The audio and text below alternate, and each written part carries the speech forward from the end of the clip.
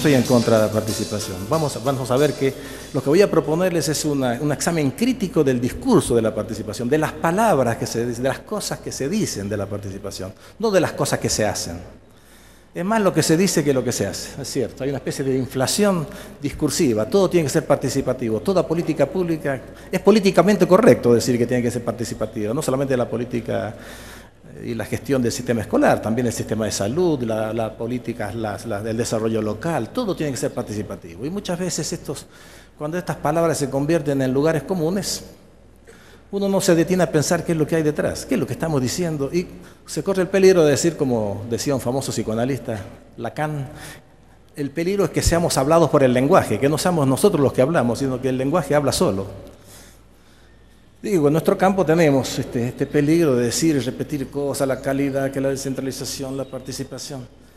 ¿Por qué no hacemos en un primer momento una reflexión acerca de qué es lo que está detrás de esta palabra? Yo creo que puede surgir de ahí una redefinición y podemos jerarquizar este concepto. Es más, yo me voy a declarar desde un principio partidario de la participación. Esta palabra clave, participación, es una especie de, ocupa, digamos, un lugar predominante en el escenario político y ideológico contemporáneo. Frente a la participación, el otro contendiente es el mercado. Creo que hay que jerarquizar el concepto de participación y elevarlo como principio estructurador de las políticas progresistas en los escenarios políticos sociales contemporáneos, no solo latinoamericanos. Si no hay cuando digo participación no hago referencia a la voz, a la palabra, a la toma de la palabra, y hago referencia a la política. La alternativa a la participación, a la toma de la palabra, individual y colectiva, es el mercado. Desde el principio voy a tomar posición, tomo posición por la participación. Vamos a ver si logramos desmenuzar, considerar analíticamente qué es lo que hay detrás de esta palabra. Este sería mi objetivo general. Vamos a hacer uso de la tecnología moderna. Vamos a decir que el sistema escolar es un sistema con una larga historia. Es un aparato de Estado, es uno de los primeros aparatos de los estados modernos. Todos los estados modernos, el primer aparato del estado moderno es el ejército, las fuerzas armadas. Todos los estados se constituyen a través del monopolio del ejercicio de la violencia física legítima sobre un territorio. De modo tal que el ejército, podemos decir que es la primera organización, la primera burocracia estatal. Y junto con el ejército, el sistema de hacienda, porque había que montar un aparato para extraer los recursos necesarios en la sociedad para financiar a los ejércitos. Después vienen un montón de aparatos burocráticos. Pero fíjense, ejército, sistema de hacienda, e inmediatamente todos los padres fundadores o las élites fundadoras de su Estado-nación moderno imaginaron y construyeron un sistema nacional de educación. Las políticas educativas tienen tanta antigüedad como el Estado moderno. Después vienen un montón de otras políticas, las políticas previsionales, las políticas de juventud, política de la mujer y todos los aparatos, Secretaría de la Mujer. Pero el educativo es uno de los primeros aparatos modernos. Tiene que ver con una racionalidad que era la constitución de la ciudadanía. Tenía una racionalidad fuertemente política, pero este sistema que fue creciendo lentamente y que sigue creciendo, creció sobre la base de una serie de supuestos que hoy tenemos que poner en tela de juicio. Esto lo doy como un marco general para saber en qué contexto vamos a hablar de política educativa y de la alternativa de la participación frente a la alternativa del mercado. El supuesto era, cuando se crean todos los estados modernos de las sociedades occidentales, era que existía un conjunto de valores. Pero cómo no.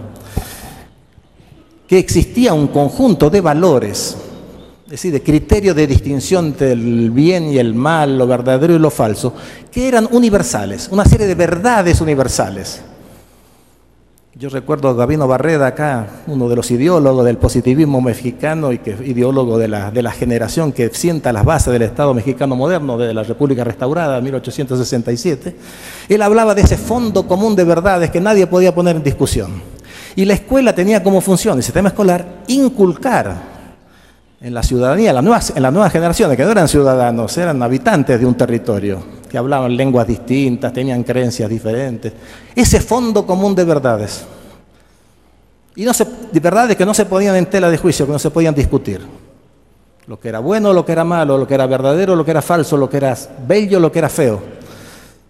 Nadie discutía estas verdades universales. Hoy en día casi ya no tenemos verdades universales.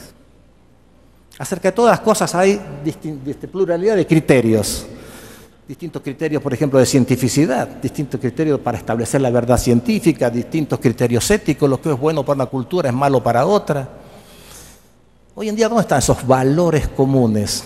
Ni siquiera los derechos humanos, estoy hablando a nivel global, ¿no? Ni siquiera los derechos humanos son ideas comunes compartidas por el conjunto de las grandes culturas de la humanidad, porque hay muchas grandes culturas de la humanidad que incluso tienen una idea de derecho completamente distinta a lo que tenemos los occidentales. La igualdad entre hombres y mujeres, que uno diría que es un principio universal, no, está discutido, incluso en Occidente está discutido. Hay culturas que no aceptan la igualdad de hombres y mujeres. Entonces la escuela hoy se encuentra en un desafío. ¿Qué enseña? No tenemos esa seguridad que tenían los padres fundadores cuando estas verdades obviamente universales eran verdades impuestas, pero se imponían sin resistencia.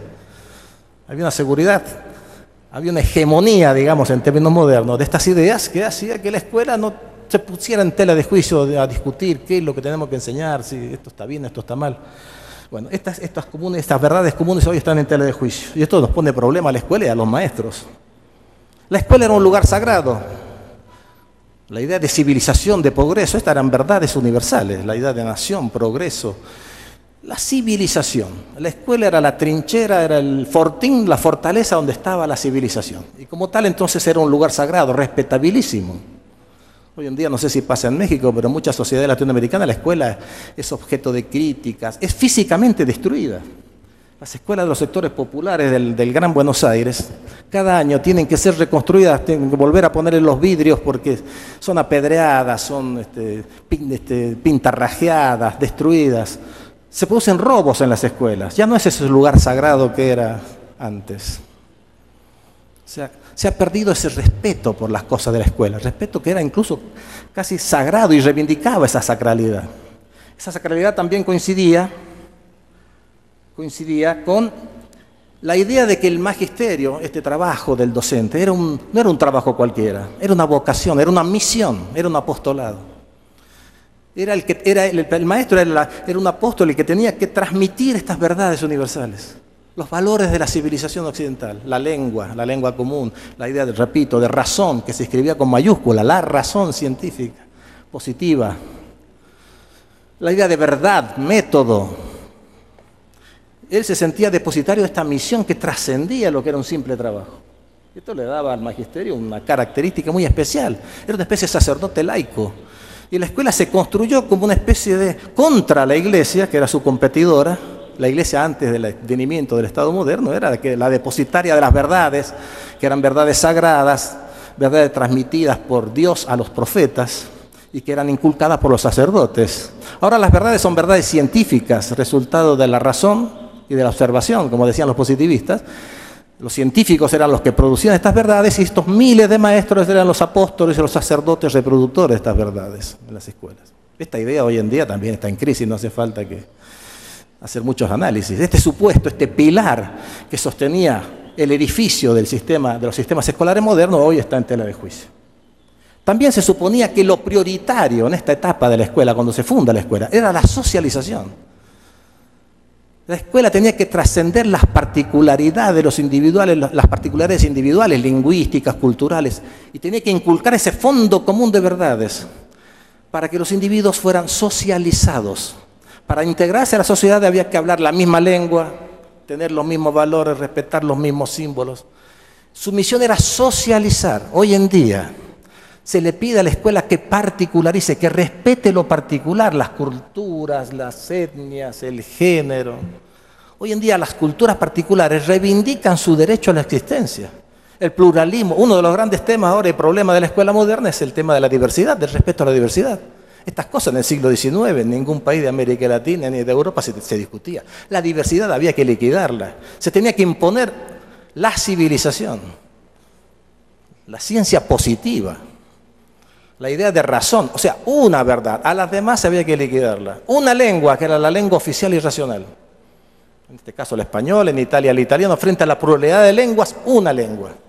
La socialización era prioritaria sobre la individuación, el respeto de lo particular. Hoy en día incluso se llega a hablar de que la maestra en la escuela, el maestro, tenemos que respetar las particularidades individuales. Las familias exigen que a la escuela se le respete al chico en sus características particulares. Mi hijo es un chico sensible, le gusta el arte, ¿usted por qué le insiste con matemática? A pedagogía individualizada. La escuela surge como pedagogía de masa. Un profesor con 30, 40 alumnos y se le da la lección al conjunto, no, una lección individualizada en función de las particularidades de cada uno de los alumnos. Hoy en día hay una tensión entre individuación y socialización. Eso lo viven muchos maestros.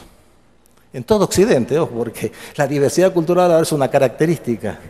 Y es el derecho a la diversidad, se habla de derecho a la diversidad. Bueno, ¿cómo conciliamos la socialización? El hecho de que todos tengamos que tener una serie de valores comunes, lenguajes comunes, creencias comunes, y al mismo tiempo respetar lo particular, lo individual incluso. Es una tensión nueva. Ese pilar ya de la socialización dominante no existe más. Y por último, ya tampoco existe un ajuste entre lo que la escuela produce, los títulos que distribuye la escuela y los puestos en la sociedad. En la primera etapa, en los primeros periodos de desarrollo de los estados modernos, el tipo que terminaba la primaria le esperaba determinado tipo de actividad en la sociedad. El que tenía la secundaria iba a hacer tareas de tipo gestión, administrativa, en las empresas privadas, en el Estado, en fin. Los que tenían títulos universitarios los esperaban, ¿cierto? Había un ajuste, una especie de encuentro entre los títulos que distribuía la escuela y el lugar que había que ocupar luego en la sociedad, especialmente en la estructura ocupacional, en el mercado de trabajo en la sociedad. Hoy en día se ha roto esta vinculación. Se ha roto esta vinculación. No hay un ajuste automático entre los títulos y los puestos. Entonces la escuela es acusada que no forma para el mercado de trabajo, que forma demasiadas, bachilleres, o forma demasiados abogados y forma pocos ingenieros, o que forma ingenieros que no tienen las competencias requeridas por la producción moderna. O sea, el tema del ajuste ahora entre lo que la escuela produce y lo que el mercado de trabajo demanda es un gran tema de las sociedades contemporáneas. No era un tema en las primeras etapas del desarrollo escolar. El problema es que los sistemas escolares han sido diseñados, todos sus dispositivos han sido diseñados teniendo en cuenta estos supuestos que hoy ya no existen. Pero en términos sintéticos, ¿cuál era la racionalidad de esta primera etapa de desarrollo de las escuelas? Que daba sentido a la escuela. Era la formación de la ciudadanía, del sujeto de la república moderna. Había que inventarse al mexicano. Más allá de ser huichol, tzotzil, español, alemán, porque venían los inmigrantes, había que construir la figura del mexicano, la figura del argentino. Estos países inmigratorios como la Argentina también tuvieron que reducir la diversidad. Y homogeneizar, esa era la palabra. Yo recuerdo en esos congresos pedagógicos de fines del siglo XIX acá en México, el verbo más pronunciado por los pedagogos y los padres fundadores de la escuela moderna mexicana era el verbo homogeneizar. Porque había que constituir al ciudadano. Esa era la racionalidad. La pregunta hoy es, ¿esa sigue siendo la misma racionalidad? ¿Cuál es el principio que da sentido a la escuela contemporánea? Yo voy a tomar posición. Yo voy a decir que ya no es la constitución de la ciudadanía, ya está la ciudadanía constituida. Hay otras instancias que también contribuyen a crear la conciencia nacional del argentino. Quizás el aparato deportivo, por ejemplo, el medio masivo de comunicación, más el fútbol, contribuye más a crear identidad nacional que la escuela con sus festividades y su historia. Digamos, además ya está constituida la nación. La nación está en las cosas, está en las banderas, está en las plazas, está en las efemérides. Hoy en día, ¿cuál es el sentido de la escuela? Hoy en día, para mí, la palabra clave es justicia social, equidad, igualdad. Creo que ojo, no estoy muy seguro de lo que digo, tenemos que encontrar un principio que dé sentido. Ya no puede ser el mismo del siglo XIX.